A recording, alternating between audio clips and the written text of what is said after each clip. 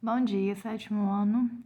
Meninos, hoje nós vamos aprender como que nós vamos transformar uma dízima periódica em uma fração geratriz. Fração geratriz é o nome dado à fração que veio através da dízima periódica, a fração que é referente àquela dízima. Nós já aprendemos que o conjunto dos números racionais, que é o conjunto Q, ele é representado por todo número que pode ser escrito na forma de fração, com A sobre B, sendo B diferente de zero. O nosso denominador aqui nunca vai poder ser zero. Dentro desse conjunto dos racionais, a gente sabe que estão ali decimais exatos, números inteiros, raízes exatas e também as dízimas periódicas. Até aqui, que foram decimais exatos, números inteiros e raízes exatas, a gente já aprendeu como que transforma eles em forma de fração A sobre B com B diferente de zero. Por exemplo, 1,3 ficaria 13 sobre 10. 0,91, 91 sobre 100. 2, 2 sobre 1. Menos 5, menos 5 sobre 1. Raiz de 9, 3 sobre 1. Só que e as dízimas periódicas? Como que elas vão ficar em forma de fração? Porque se elas estão dentro do conjunto dos racionais, então é porque tem como colocar elas em forma de uma fração do tipo A sobre B. Só que não tem jeito da gente fazer essa mesma técnica que a gente fez no início, porque aqui a gente conta quantas casas tem depois da vírgula e a quantidade de zeros que a gente põe no denominador. E a dízima, ela tem infinitas casas, então como que você vai contar? Não tem jeito. Então, essas frações aqui, que vieram através de números decimais exatos, nós chamamos de frações decimais. E as frações que eu vou montar a partir de uma dízima periódica são chamadas de frações geratrizes. Então, antes da gente começar, nós vamos ter que identificar agora os dois tipos de dízimas periódicas que eu tenho. Eu tenho as dízimas periódicas simples e as dízimas periódicas compostas. Qual que é a diferença de uma e de outra? Antes de tudo, vamos entender o que é o período. O período, gente, é aquele número que se repete na dízima periódica. Então, por exemplo, 0,333, quem é o nosso período? É o 3. Menos 1,45, 45, 45, quem é o período? 45. Menos 21,9, e tá vendo que tem um tracinho em cima do 9? Esse tracinho te indica exatamente quem é o período. Então, essa dízima, ela pode ser escrita assim, menos 21,99999. Assim como se eu quisesse colocar essa daqui com o tracinho, eu teria que colocar 0,3 e um tracinho, menos 1,45 e o tracinho em cima do 45 e por aí sucessivamente. Esse daqui, 32,153153, quem é o período? 153. Então, também poderia representar ela com 32,153 e o tracinho em cima dele todo, O tracinho tem que ficar em cima do seu período, da parte que repete. Às vezes, o seu período é um número só, às vezes é mais de um número. A dízima simples, então, logo depois da vírgula, já começa o período. Então, observa que aqui, a gente tem uma vírgula e já vem o período que é o 3. Aqui, uma vírgula, já vem o período que é o 45. Vírgula, já começou o período que é o 9. Ao contrário da dízima composta, porque olha o que acontece aqui na dízima composta. Lembrando, gente, que o número antes da vírgula não interfere no fato de ela ser simples ou composta, tá? Esse número aqui pode ser qualquer valor. A dízima composta, olha essa daqui, 0,41111. O período aqui é o 1, que é o número que repete. Só que vai ter um anteperíodo. E esse anteperíodo é o 4. É o número que está entre a vírgula e o período, esse intruso aqui, Então, a dízima composta, ela tem um anteperíodo que não existia na dízima simples. Então, observe que essa daqui, 2,01333 e 3. Esse 0,1 é o nosso anteperíodo, vou chamar de AP. E o 3 seria o período. Aqui, 9,3671111. Período 1, anteperíodo 367. Então, a dízima composta, logo depois da vírgula, antes de iniciar o período, existe algum número, seja ele um algarismo só ou mais de um, que a gente vai chamar de anteperíodo. Esse daqui, ó, observe que o tracinho está em cima do 5. Então, quer dizer que o número que vai se repetir é o 5. Então, o número 1 é o anteperíodo e o 5 é o período.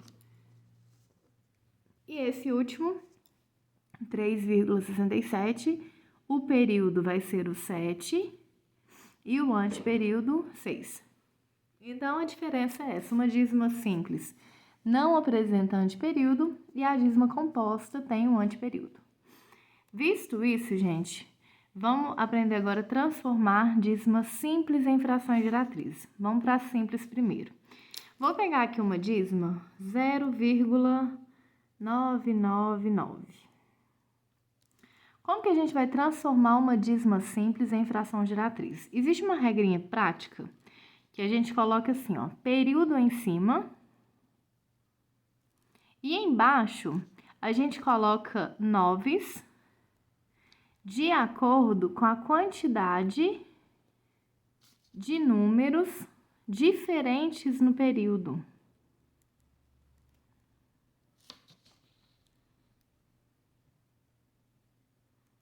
Aqui eu coloquei 9, às vezes vocês até podem confundir, porque esse 9 não tem a ver com esse, na verdade. Eu vou até pegar outro exemplo.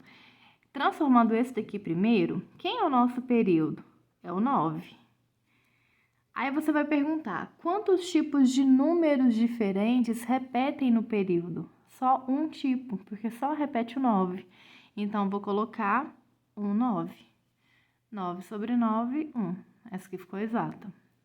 Agora, se eu tivesse, por exemplo, 0,4444. Aí você vai perguntar, quem é o nosso período? É o 4, que é o número que repete, então ele vai ficar aqui no numerador. Quantos tipos de números diferentes eu tenho repetindo no período? Só tem um tipo, porque só repete o 4. Então, vou colocar 9. O número 9 é referente à quantidade de números diferentes que repetem no período. Vamos pegar outro modelo, ó. 0,1111.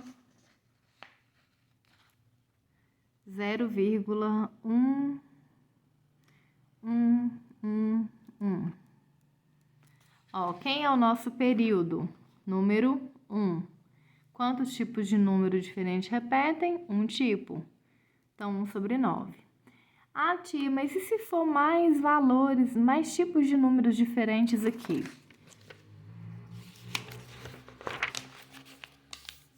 Por exemplo, vamos imaginar agora que nós temos essa dízima periódica, 0,121212.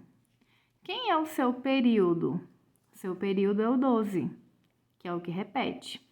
Quantos tipos de números diferentes eu tenho repetindo? Eu tenho 2 tipos, que eu tenho o número 1 e o número 2. Então, vou colocar 9. Aí, essa dízima aqui agora tem como se simplificar. Dá para dividir tudo por 3. Vai ficar 4 sobre 33.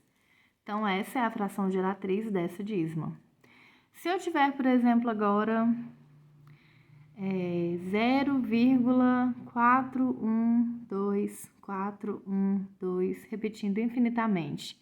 Quem é o nosso período? É o 412.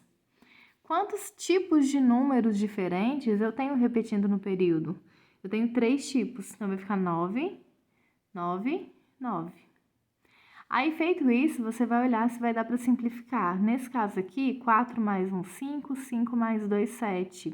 Então, não dá para dividir por 3, não dá para dividir por 9. Então, por enquanto, a gente vai manter desse jeito aqui. As que tiverem como você simplificar, você tem que simplificar, tá? Feito isso, gente, vamos aprender agora uma segunda forma da dízima simples, que é quando não é o zero aqui, ó, antes da vírgula. Vamos supor que eu tenha 1,333. Você vai montar a sua regra do mesmo jeito. Você vai perguntar, quem é o meu período? É o 3? Então, o 3 vai ficar no numerador. Quantos tipos de número diferentes repetem no período? Repete um tipo só. Então, 3 sobre 9. Só que esse número que está antes da vírgula, ele vai vir para cá somando. De forma que eu vou ter que fazer um MMC, porque eu vou encontrar uma soma de frações, tá vendo?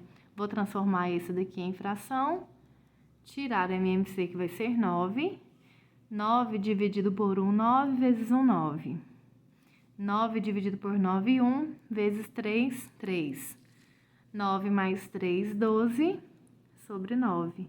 Dá para dividir também por 3, vai ficar 4, sobre 3. E pronto.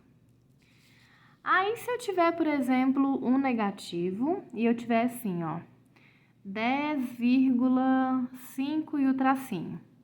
Se o tracinho está em cima do período, né, gente? E o período já vem logo após a vírgula, então ela é uma dízima simples. Então, a regra é a mesma. Quem é o seu período? É o 5, que é o número que vai repetir. Quantos tipos de número eu tenho no meu período repetindo? Um tipo. Então, sobre 9. E esse valor que está aqui atrás, ó, ele vai vir para cá somando. Então, vai ficar menos 10 mais. Pronto. Só que aí, você vai tomar cuidado com o seguinte. Esse negativo é da dízima toda. Então, a gente vai colocar isso aqui, ó, em parênteses, tá? Porque o seu negativo vai ser o resultado da fração. Ele não é só do 10. Ele é da sua dízima toda. Então, feito isso, gente, MMC que vai dar 9. 9 dividido por 1, 9, vezes 10, 90. 9 dividido por 9, 1, vezes 5, 5. 90 mais 5, 95, sobre 9. E a gente vai pegar aquele negativo, ó, que tinha ficado lá de fora do parênteses. 95 sobre 9. O 9 divide por 3 e por 9. Só que 9 mais 5 dá 14. Então, não divide nem por 3 e nem por 9. Então, você vai deixar até aqui. Ah, tia, mas e se eu não tivesse colocado parêntese? Aí o seu negativo seria só do 10. E, na verdade, o negativo é da dízima. Então, ele tem que vir para o resultado. Tá bom? Então, gente, essas são as transformações de uma dízima simples. Agora, vamos ver a transformação de uma dízima composta.